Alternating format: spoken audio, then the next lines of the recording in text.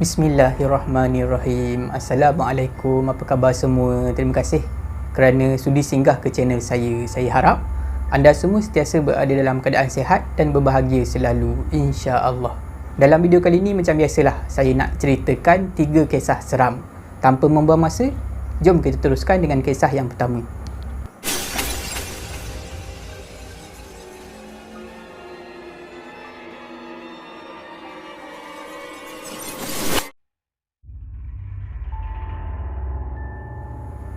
Selamat datang ke segmen Singgah Seram. Untuk kisah pertama ni, saya akan gunakan nama samaran Hajah Saodah. Perkara ni berlaku semasa Hajah Saodah dan suami dia terima satu jemputan ke majlis persandingan. Hajah Saodah tak kenal pun orang ni.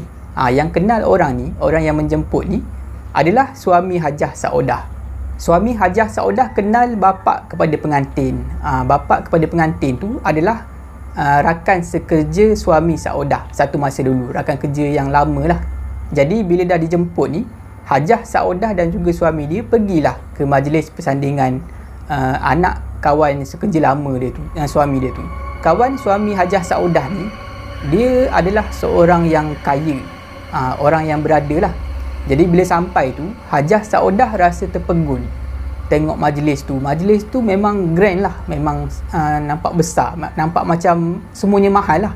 Bila tengok meja-meja, kerusi semua, lepas tu tengok pelamin tu, semuanya cantik-cantik. Nampak memang, kita sekali tengok pun tahulah memang mahal. Tak tahulah berapa puluh ribu habis untuk majlis tu.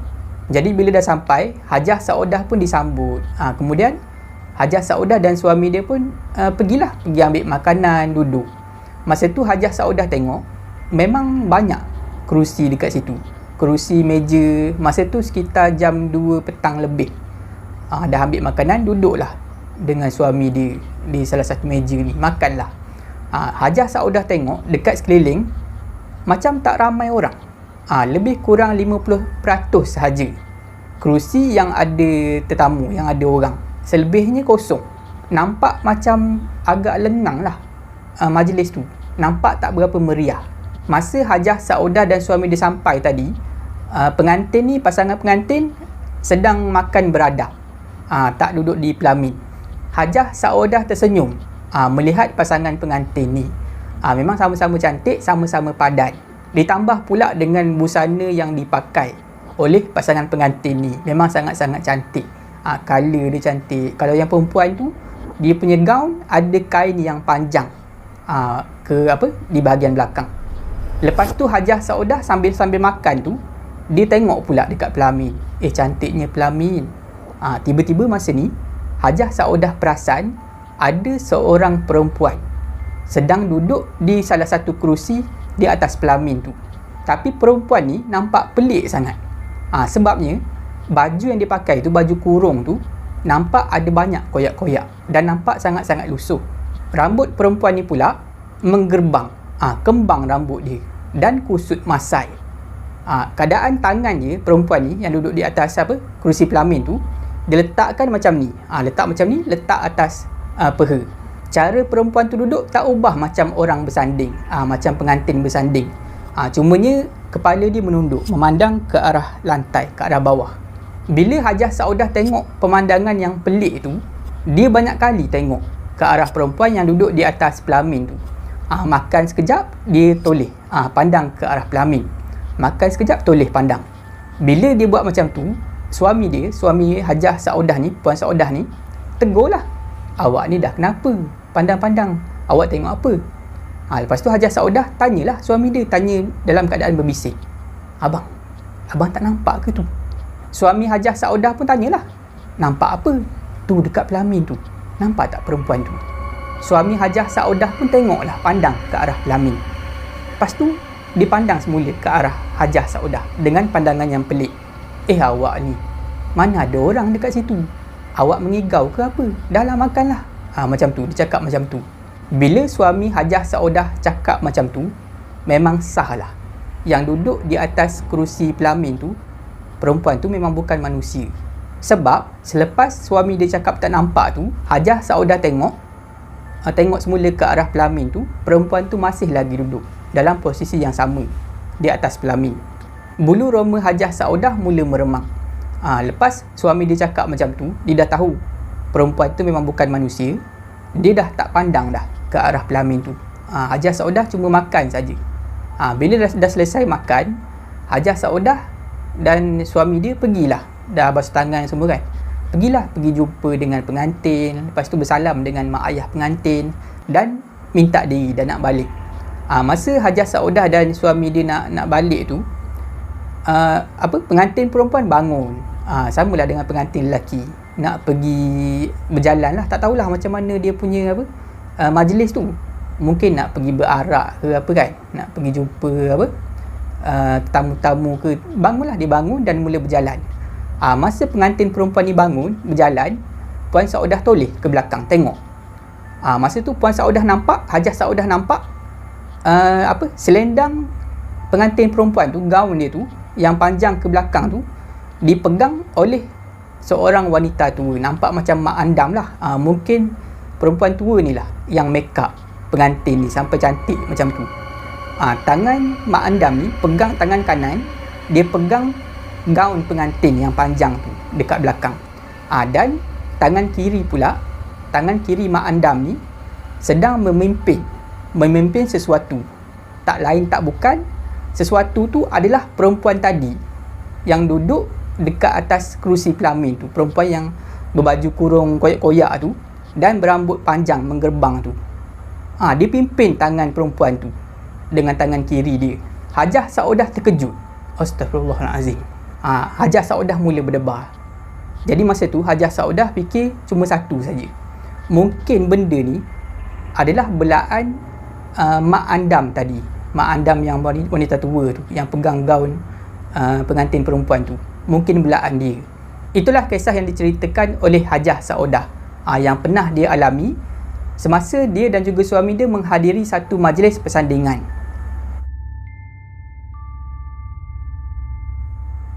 Untuk kisah kedua ni, saya akan gunakan nama samaran Kak Yah untuk memudahkan cerita. Perkara ni berkaitan dengan arwah ayah kepada Kak Yah. Ayah Kak Yah ni, dia meninggal pada umur sekitar lewat 80-an. Kata Kak Yah, ayah dia semasa hidup adalah seorang yang sangat gagah. Kudrat dia tu memang kuat, sangat-sangat kuat. Daripada dia muda sampailah dia tua. Pada umur 85 tahun, ayah kepada Kak Yah ni, dia masih lagi boleh mengayuh basikal dalam jarak yang sangat-sangat jauh. Contohlah, dia sekarang ni memang tinggal di rumah Kak Yah lah masa umur 85 tu. Dia kalau nak pergi ke rumah kakak Kak Yah, dia pergi naik basikal aja. Sedangkan rumah kakak Kak Yah ni terletak di daerah yang berbeza, memang sangat-sangat jauh lah. Tapi ayah dia masih lagi boleh naik basikal pada umur 85 tahun, pergi berulang-alik ke rumah kakak Kak Yah. Macam tu lah dia punya kudrat tu. Dan masa muda jangan cakap lah. Dia boleh buat 2-3 kerja sekali buat. Dan Kak Yah dapat tahu daripada mak dia, arwah mak dia, yang ayah dia ni sebenarnya ada memakai susuk.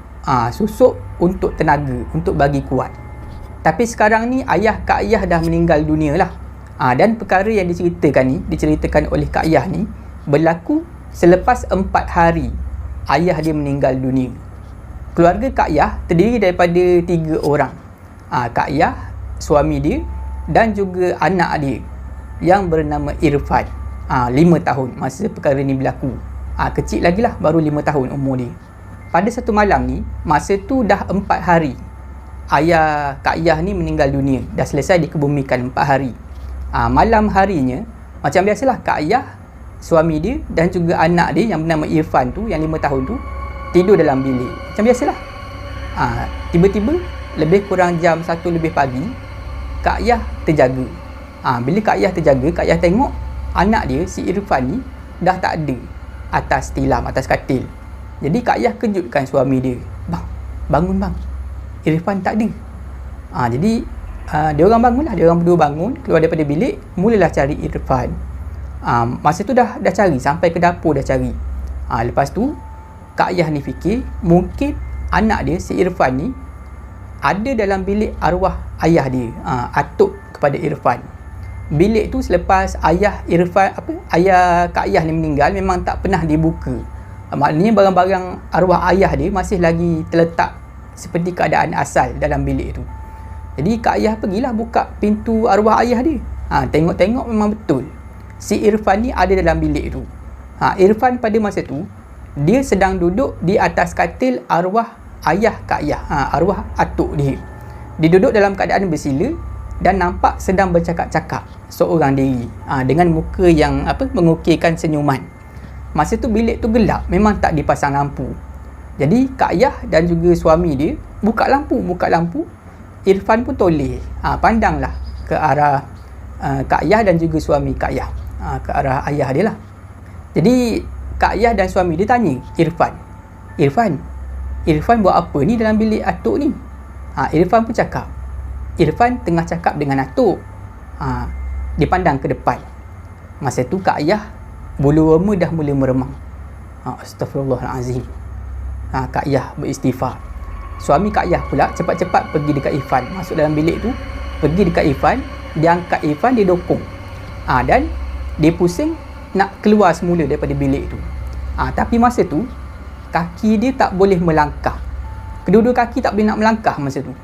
Pada masa tu bila Kak Ayah tengok betul-betul di kaki suami dia, nampak ada dua tangan yang genggam tangan suami dia. Tangan tu sangat-sangat besar dan berwarna gelap, berwarna hitam. Dan pada masa yang sama, tiba-tiba Irfan ni menangis, seolah-olah dalam keadaan yang ketakutan. Jadi masa tu suami Kak Ayah ni dia mula ikhtiar. Dia dalam keadaan dokong anak tu, dalam keadaan yang tak boleh bergerak tu, dia pejam mata dan dia mula laungkan azan. Laungkan azan sekuat-kuat hati dia.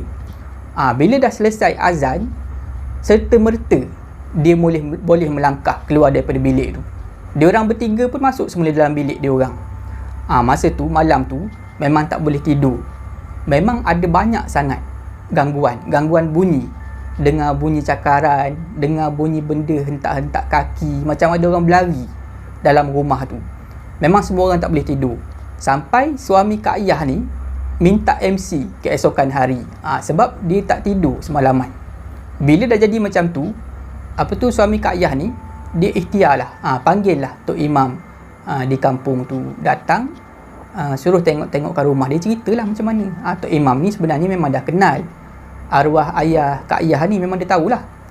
Dia pun minta izin nak masuk dalam bilik tu. Dia masuk dalam bilik, dia tengoklah barang-barang kepunyaan arwah ayah Kak Ayah. Jadi imam ni dinasihatkan supaya buang semua barang-barang ni, barang-barang milik arwah ayah Kak Ayah. Lepas dah buang barang-barang tu semua, barulah imam ni dia bersihkan rumah tu. Adalah cara-cara dia, bacaan-bacaan dia. Dan alhamdulillah selepas imam ni dah tolong, alhamdulillah dah tak ada lagi sebarang gangguan berlaku di rumah Kak Ayah. Itulah kisah yang diceritakan oleh Kak Ayah, berlaku di rumah dia selepas kematian ayah dia, 4 hari selepas kematian ayah dia.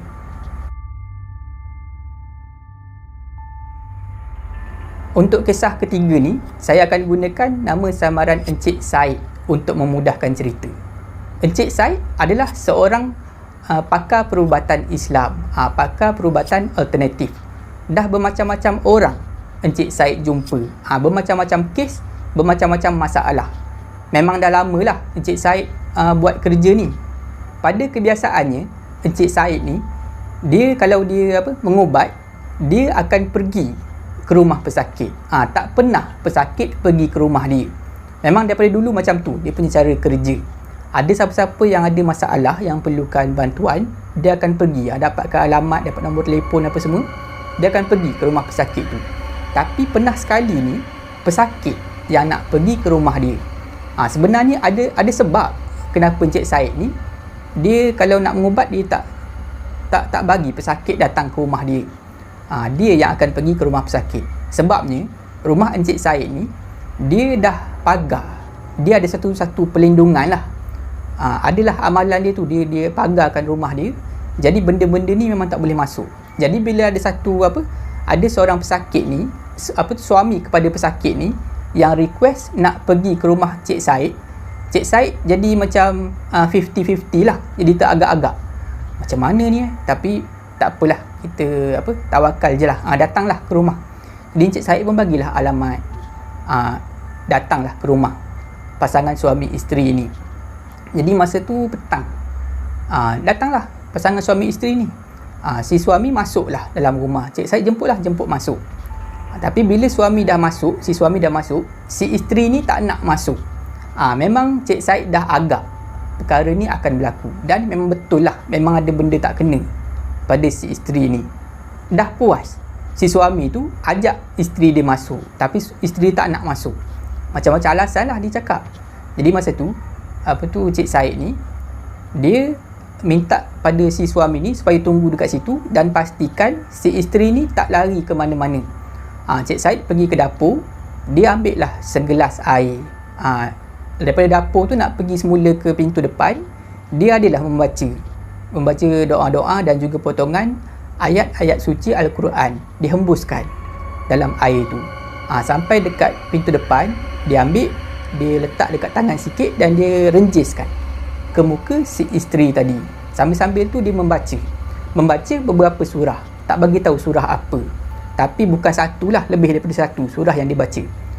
Masa Cik Said bacakan surah-surah ni semua, boleh nampak si isteri ni, badan dia daripada tegak tiba-tiba jadi bongkok sikit, lama-lama bongkok, memang bongkok, betul-betul bongkok.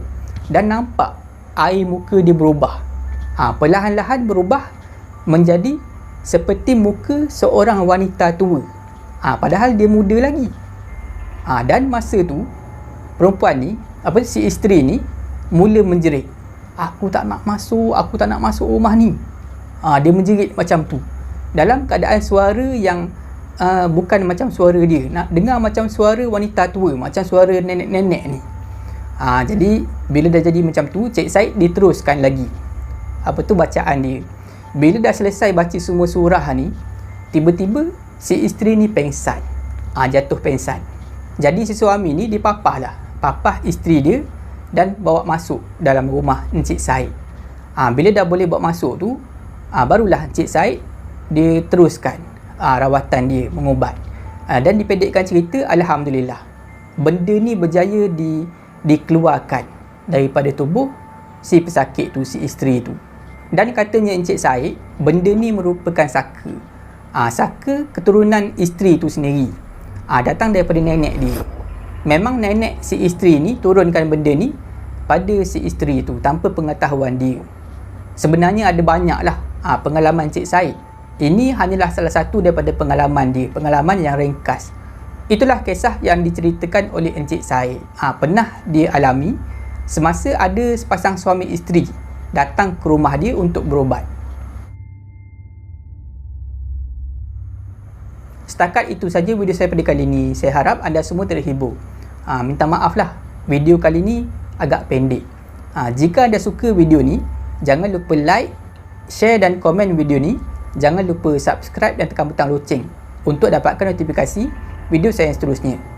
Bagi anda yang nak berkongsi kisah seram, boleh hantar ke alamat email yang tertera dekat bawah. Jangan takut kepada makhluk, tetapi takutlah kepada pencipta segala makhluk. Semoga kita bertemu lagi di video saya seterusnya, insya-Allah. Assalamualaikum.